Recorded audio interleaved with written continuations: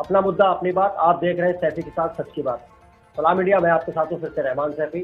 आज जैसा कि आप देख रहे हैं, आज हमारे विंडो पर वासिम मिर्जा साहब फरीदाबाद से मौजूद हैं और जानेंगे इनसे सूरत हाल क्या है अभी मौजूदा वक्त में फरीदाबाद क्षेत्र का, और मुस्लिम समाज की क्या सोच आज कोरोना को लेकर बन गई है, क्या उस पर वो काम कर रहा है मुस्लिम समाज, और किस तरह से उसके जो कानून है उसको फॉलो कर रहा है। मिर्जा साहब, आपका बहुत बहुत स्वागत है प्रोग्राम में। शुक्रिया, बहुत बहुत। मिर्जा साहब, मेरा पहला सवाल आपसे यही है, फरीदाबाद, क्योंकि आप फरीदाबाद क्षेत्र के एक बहुत बड़े जाने माने व्यक्ति हैं, लोग आपकी बड़ी इज्जत करते हैं वहाँ पे, समाज सेवी के रूप में आपको जानते हैं सब लोग वहाँ पे। मैं आपसे जानना चाहता हूँ किस तरह से मौजूदा वक्त में क्या हाल है, क्या सूरत हाल है अभी फरीदाबाद क्षेत्र के कोरोना महामारी को लेकर। हाँ, तो जैसे आप जानते हैं कि हमारे हरियाणा में 2 सिटी फर्स्ट सेकंड पे आते हैं, गुड़गांव और फरीदाबाद। मैं फरीदाबाद में रहता हूं, तो मैं ये बताने की कोशिश कर रहा हूं कि फरीदाबाद में सेकंड नंबर पे जो पेशेंट हैं काफी तादाद में हैं। यहाँ लोगों में एक डर का माहौल जरूर है, क्योंकि आमदनी के मामले में या अपना अर्थव्यवस्था को सुधारने के लिए परिवार लोग बाहर भी निकल रहे हैं। लेकिन मैं कहता हूँ लोग बहुत सचेत हैं, जान जोखिम में नहीं डालना चाहते, सरकार के बताए हुए रास्ते पे चलना चाहते हैं, सोशल डिस्टेंसिंग का पूरा ख्याल रख रहे हैं, मास्क लगा के चल रहे हैं। तो ये चीजें, अवेयरनेस तो हमारे यहाँ बहुत ज्यादा है। और यही चीजें हैं कि एक डर का माहौल, तो जहाँ पे ऐसी पोजीशन होती है या तादाद ज्यादा होती है पेशेंट की, तो वहाँ डर का माहौल तो बन जाता है। उससे हमारी अर्थव्यवस्था, फैक्ट्रियाँ, कारोबार और सब जगह एक थोड़ा परेशानी का माहौल तो है। तो उम्मीद है कि हम यही दुआ करते हैं, सरकार भी इसमें अच्छा काम कर रही है, कि कोशिश कर रही है। मैं देख रहा हूँ जैसे क्वारंटीन सेंटर हैं, उनको पूरा ध्यान से चला रही है। तो इसमें यही है कि जो माहौल है वो थोड़ा भी पीसफुल होने में टाइम लगेगा भी। हो सकता है मिर्जा साहब, जैसा आपने बताया अभी कि फैक्ट्रियां भी चल रही हैं, इस तरह के देखा गया प्रवासी मजदूरों का एक बहुत बड़ा तबका अभी हर क्षेत्र से अपने अपने गांव, अपने अपने कस्बे में गया है वापस। इससे फरीदाबाद की जो इंडस्ट्री है उस पर कितना प्रभाव पड़ा है?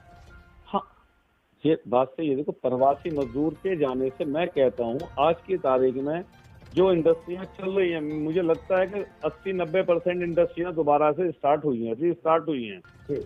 मेरे भी 2 फैक्ट्री में चलाता हूँ। मुझे जो लगता है कि आज 30 से 35% लोग ही हमारे जो वर्कर थे वहाँ पे फैक्ट्री में मौजूद हैं। 60-65% लोग प्रवासी मजदूर घर को चले गए। और इफेक्ट इन चीजों का बहुत पड़ रहा है फैक्ट्री पे, क्योंकि इफेक्ट इसलिए पड़ता है जब काम के आदमी चले जाते हैं नई सेटिंग बनाने में, जो इंडस्ट्री का मालिक है वो कहीं ना कहीं परेशान रहता है, सो दिक्कतें हैं। तो प्रवासी मजदूर के जाने से दिक्कतें बढ़ी है। बिल्कुल बिल्कुल। और ये भी सच है कि वो प्रवासी मजदूर की एक मजबूरी बन गई थी जाना, इसमें भी कोई शक की बात नहीं है। हर आदमी जब घर से बाहर होता है उसको जरा सी परेशानी बहुत बड़ी दिखाई देती है। तो इसलिए उन लोगों ने जाने का लिया। हम भी उनसे यही कोशिश करते हैं कि भाई इंडस्ट्री चले, आप लोग दोबारा आइए, सब चीजें नॉर्मल हो जाएंगी। प्रवासी मजदूरों का आना बहुत जरूरी है हमारी इंडस्ट्री। बेशक, इसमें कोई दो राय नहीं है। एक मेरा दूसरा सवाल इसी से मुतालिक आपसे है मिर्जा साहब जी, क्योंकि आप हमेशा समाज की बात करते हैं, सामाजिक कार्यकर्ता हैं आप, और समाज के कार्यों में, विभिन्न कार्यों में आपकी हिस्सेदारी रहती है हमेशा। मुस्लिम समाज किस तरह से आज कोरोना महामारी को देख रहा है और उसके रूल्स को जो किस तरह से फॉलो कर रहा है, क्या रोशनी डालेंगे?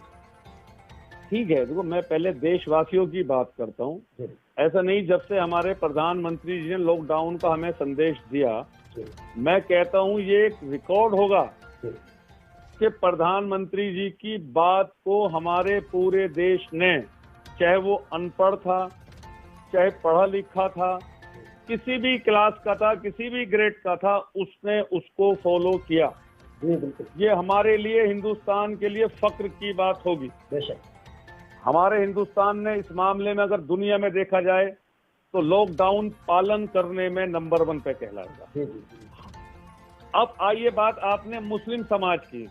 मैं मुस्लिम समाज को इस चीज से जोड़ता हूं कि कुछ नेताओं ने मुस्लिम समाज के बारे में, कुछ मीडिया ने जो इतना गंदा भ्रम यानी कि उनकी पोजीशन या मुस्लिम समाज को गंदा करने की पोजीशन जो बनाई थी, उससे जो बेचारे लोग बच्चे हैं जो 18-20 साल के हैं, 17 साल के हैं, 25 साल के हैं, जिन्हें तजर्बा नहीं है, उन लोगों के माइंड में, हमारे हिंदुस्तानियों के दिमाग में मुस्लिम समाज की छवि उन लोगों ने, मीडिया ने खराब की है, उन नेताओं ने, क्योंकि वे बच्चे हैं, उनको अभी समझ नहीं है।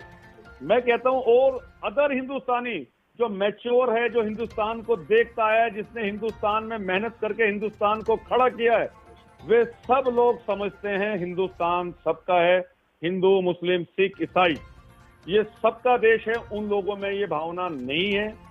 कुछ बच्चों में ये मुस्लिम समाज के प्रति गलत भावनाएं पैदा की थी, लेकिन मुझे उम्मीद है वक्त के साथ साथ ये भी दूर हो जाएंगी, उनको भी समझ आएंगी। और रही मुस्लिम समाज जो फॉलो कर रहा है, जो आप कह रहे हैं, ऐसा नहीं है। मुस्लिम समाज हिंदुस्तान के सारे संदेशों को, सारे रूल को फॉलो कर रहा है। ये तो कुछ गंदे लोगों ने भ्रम फैलाया कि जमातियों ने ये कर दिया, जमाती थूकते हैं, ये करते हैं। अरे भाई, कोई अपने घर में थूकता है, थूक तो सबका आता है।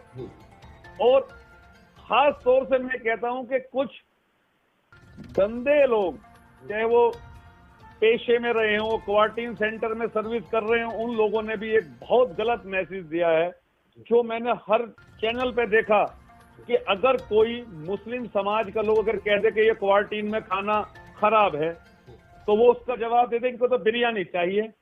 अरे भाई, मैं तुम्हें 1000 जल्लूस, 1000 धरने दिखा दूंगा जो क्वारंटीन सेंटर के आगे लोगों ने कहा कि खाना खराब है। आप यहाँ कोई बदइंतजामी है, यहाँ पे कोई केयर नहीं कर रहा। अगर ये बात कोई मुस्लिम समाज का आदमी कहे तो आप उसे देशद्रोही कहते हो, ये देश के कानून नहीं मानते। तो इन चैनलों वालों को, इन मीडिया वालों को मैं इनसे गुजारिश करूंगा, भाई ये देश सबका है, देश हमारा भी, ऐसे क्यों तोड़ना चाहते हो? और मुस्लिम समाज ऐसा नहीं है जो इन्होंने मैसेज दिया है। ठीक है, अनपढ़ता है, अनपढ़ता में कुछ गलतियां होती हैं। मैं ये नहीं कह रहा कि सब लोग गलतियां नहीं करते, गलतियां हुई होंगी, लेकिन आप यार एक आदमी की गलती को पूरे समाज को गंदा नहीं कर सकते। मैं उन लोगों को ये कहना चाहता हूँ। और इंशाल्लाह मुझे उम्मीद है, मैंने देखा सारी मस्जिदों में सोशल डिस्टेंसिंग का, नमाज पढ़ते हुए सोशल डिस्टेंसिंग का ध्यान रखा गया, मास्क का ध्यान रखा जा रहा है, सैनिटाइजिंग मस्जिदें हो रही हैं। अरे भाई, ये चीजें भी तो दिखाइए आप उसमें चैनलों पे। मिर्जा साहब, मैं आपसे इसी से मुताल्लिक मेरा एक सवाल और मुझे मेरे जहन में आया। जिस तरह से आपने कहा मस्जिद के सैनिटाइज हो रही है बराबर, और हम भी देख रहे हैं, हमारे सामने भी हो रहे हैं, लेकिन कुछ ही लोगों की वजह से, उनकी नासमझी की वजह से फिर से एक बात निशाने पर आता है समाज, मुस्लिम समाज, कि वो कहते हैं कि सैनिटाइज होने से जो है नमाज जो है वजू नहीं होगा, मतलब मस्जिद नापाक हो गई क्योंकि उसमें अल्कोहल की मात्रा है। आप क्या रोशन करते हैं? देखो, मैं उसमें ये कहना चाहता हूँ, वो अगर उस एंगल से देखते हैं, खाली समाज या इस्लाम या जो उनको इस्लाम में बताया गया, जो उन किताबों में पढ़ा, ठीक है, वो हो सकता है वहां तक ठीक है। लेकिन जो आज की जरूरत है हमारे मुल्क को, जो हमारी आज जरूरत है, हमको पता है सैनिटाइजर से हमारे हाथ साफ होते हैं, हमें गंदगी दूर होती है, हम इससे कोरोना से दूर हम बचते हैं और हमारी सेफ्टी होती है। अरे ये भी एक दवाई है। जैसे आप सब जानते हैं कि खांसी की दवाई में चाहे कोई सा भी कोरेक्स हो, कोई भी हो, अल्कोहल होता है। बिल्कुल, बेशक। वहां पर ये सब चीजें जायज हो जाती है। जी बिल्कुल। तो मैं अल्लाह के वास्ते उन धर्म के जो, ठीक है, वो अपनी जिम्मेदारियां निभा रहे हैं, मैं उनको कुछ नहीं कहना चाहता, लेकिन मैं उनसे एक अपील जरूर करना चाहता हूं कि आज जरूरत को समझिए। आज हम किस मौजू पे खड़े हैं, हमें दवाई, यानी कि जब कोई चीज गिरती है हमें बचना तो पड़ता है, हमें बहुत अलग हटके भी डिसीजन लेने पड़ते हैं। एक फैमिली बचाने के लिए आदमी को वो भी फैसला लेना पड़ता है जो लेना नहीं चाहता। बेशक। हमें दुनिया के साथ चलना है, देश के साथ चलना है, और डॉक्टरों की एडवाइस पे चलना है। जब डॉक्टर अगर ये कह दे आज पेशेंट को कि इसकी शराब पी के जान बच सकती है, तो वो शराब भी जायज है। जी बिल्कुल बिल्कुल, आपने बजा फरमाया। वो डॉक्टर का संदेश है, क्योंकि डॉक्टर अल्लाह के बाद डॉक्टर का ही यहाँ बहुत बड़ा रुतबा माना गया है पूरी दुनिया में। तो भाई ये डॉक्टरों की एडवाइजरी है, सैनिटाइजरी ये हमारी या किसी ने बनाई हुई नहीं है। हमें डॉक्टरों के कहने के बावजूद देश की जरूरत के हिसाब से हमें चलना चाहिए। और बिल्कुल बहुत बढ़िया मिर्जा साहब, मेरा एक सवाल इसी से और मुताल्लिक है। बिल्कुल जिस तरह से प्रधानमंत्री जी द्वारा 20 लाख करोड़ के पैकेज का ऐलान हुआ अर्थव्यवस्था को सुधारने के लिए, जी, आज इंडस्ट्री की क्या पोजीशन है? क्या उन 20 लाख करोड़ से कुछ मदद मिल पा रही है इंडस्ट्री को? भाई आप एक बात समझिए, मैं प्रधानमंत्री जी को, वो देश को चलाने वाले प्रधानमंत्री जी हैं। जी। वो उन्होंने जो भी कोई फैसला किया होगा वो देश हित में किया होगा, बेशक सबके बारे में सोच के किया होगा, क्योंकि हम उस रेंज में नहीं आते कि हम किसी पे उंगली उठाएं। बिल्कुल। तो मिर्जा साहब, मेरा आखिरी सवाल है आपसे। लेकिन नहीं, पहले पूरा करने दीजिए। जी पता है। लेकिन जो जमीन पे 20 लाख करोड़ जो भी है, बहुत गिनती भी हमें याद नहीं है कितनी सारी आएंगी। जी। लेकिन ऐसा लगता है कि ये कागजी कार्रवाई बन के न रह जाए, क्योंकि मैं देख रहा हूं तो प्रधानमंत्री जी ने 20 लाख करोड़ पे देने की, तो 3.5 लाख करोड़ रुपए एमएसएमई को देने की व्यवस्था तो की है, लेकिन एज ए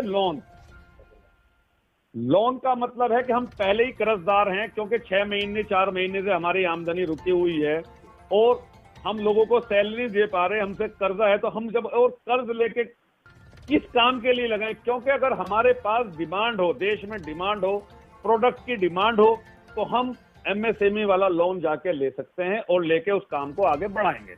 लेकिन जो हालात हैं वो ऐसे लग रहे हैं कि इंडस्ट्री कर्ज लेने की स्थिति में नहीं है, क्योंकि इंडस्ट्री के पास डिमांड नहीं है। जब डिमांड होगी जब ये आदमी लोन लेके सर्वाइवल कर सकता है। अगर वो आज लोन लेता है तो वो इंडस्ट्री और डूब जाएगी। बिल्कुल, आपकी बात बजाय प्रधानमंत्री से मेरी हाथ जोड़ के निवेदन है, या प्रधानमंत्री के समर्थक जो भी इसको सुने वो आगे तक ये बात पहुंचाएं कि भाई डायरेक्ट इमरजेंसी जब पेन होता है कोरोमीन का इंजेक्शन दिया जाता है, इमीडिएटली कोरोमीन के इंजेक्शन की जरूरत है। प्लीज ना कि हमें कोई गोली दे के जो साल भर में इलाज हो, साल भर में आराम पहुंचाए, इसमें बहुत देर हो जाएगी। ये हमारी हाथ जोड़ के रिक्वेस्ट है। बिल्कुल। आज चलते चलते प्रोग्राम के आखिरी चरण में मिर्जा साहब मुस्लिम समाज को क्या संदेश देना चाहेंगे, या और साथ ही पूरे देश को भी? देखो, हमारा देश बहुत महान है, हमारे देश में बहुत महान पुरुष हुए हैं, चाहे वो किसी भी समाज के रहे हों।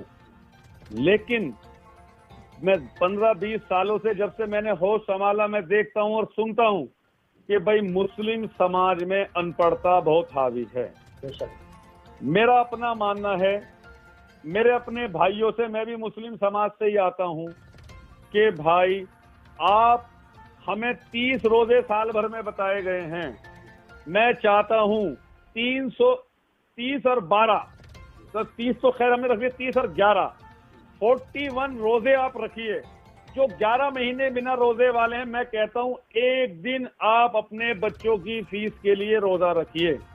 आप उसकी फीस अरेंज करें एक दिन के खर्चे में अपनी, उसमें आप अपनी कुर्बानी दीजिए अपने परिवार की, और उस अपने बच्चों की फीस जमा करिए। ये सोचिए कि हमें पढ़ाना है। इंशाल्लाह मुझे उम्मीद है अगर एक दिन आप सेविंग करेंगे तो आपके बच्चों की फीस आसानी से चली जाएगी। सबसे पहला संदेश, अगर हमें देश को और अपनी कौम को आगे बढ़ाना है तो हमें एजुकेशन देनी पड़ेगी। अब दूसरी बात पे आता हूँ, मुस्लिम समाज को जितना आप धर्म ने, कट्टरपंथियों ने बहुत गलत मैसेज दे रखे हैं, ये बहुत कट्टर हैं, धर्म को ये करते हैं वो करते हैं, नहीं है।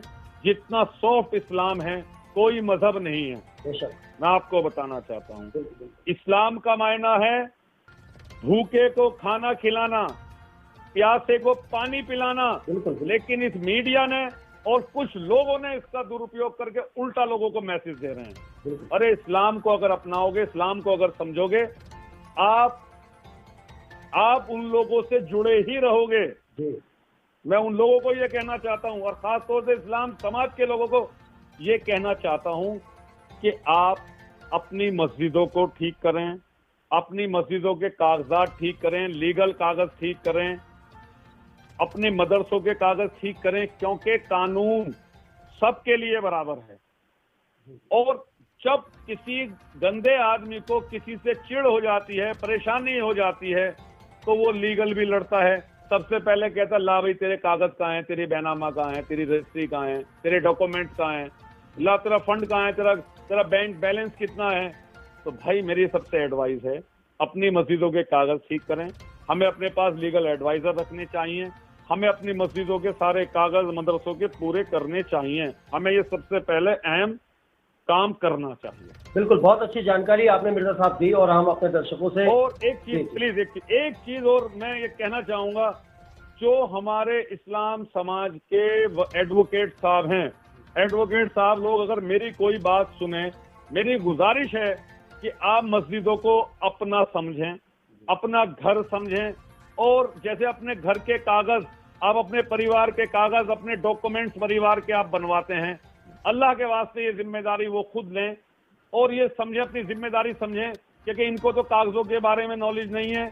आप उन्हें सचेत करें, उनसे कागज मांगें, उन्हें एडवाइस दें और कोशिश करके उनके कागज ठीक कराएं। आपकी बड़ी मेहरबानी होगी। ये मेरी गुजारिश है अपने एडवोकेट लोगों से। इस्लाम मजहब की आप मदद कीजिए। बिल्कुल बिल्कुल मिर्जा साहब, बिल्कुल।